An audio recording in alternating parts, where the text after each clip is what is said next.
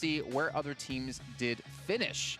We can see 6-8 have locked down the second place finish, but also Alpha 7 have fallen from 3rd to 4th. So G Gladiators able to overtake them at the very end here.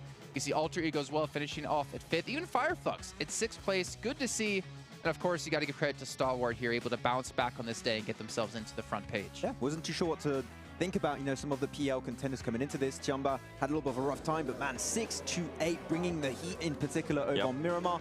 Yang had a great moment, especially on this final game, so they brought some really strong clutch factors that I'd love to see, and I hope we can see more of this 6-8 roster in events to follow. I do hope we get to see them more, and in regards to what you were saying there, Jason, Alpha 7, I kind of hinted at it earlier in the day.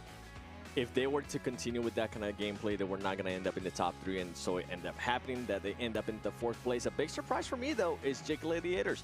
We've been talking about them. We've kind of been criticizing them pretty much the whole event in regards to how they've been able to play, in regards to the splits that they've been doing, but they were able to do just enough. They were able to be as consistent to get that 3rd place, and that's actually impressive. It just felt weird, though, G Gladiators, because there were so... Okay, to be fair, right? Vampire was impressing us so much, it's hard to remember when G Gladiators was playing well because it almost seemed like every single match Vampire was. But when I look back on this, mentally, I feel like G Gladiators isn't necessarily deserving a 3rd place because I never saw them have that many outstanding plays to get a 3rd place finish, But obviously, with Vampire soaking up so many points towards the top, it became really difficult to lock down a position anywhere else besides that 1st place position. So, I mean, credit to them. They did bounce back. They looked much better over the course of the event.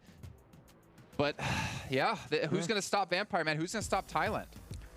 I mean, right now, though, clearly from what we saw here, these 15 teams were not able to do that. Yeah. And I think I've never witnessed a tournament where the sponge effect was taking more effect than any other, because we saw it was so close between a lot of the teams in the middle of the rankings to try and climb up, which is why Gladiators got a little bit more success on this 3rd day, but an earlier change would have maybe allowed them to make in 2nd, and who knows, maybe compete against Vampire.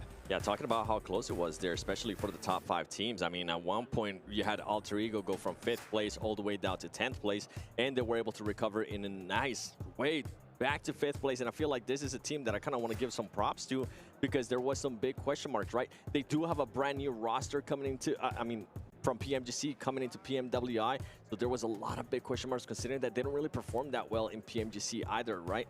But this is a huge, huge plus for Alter Ego.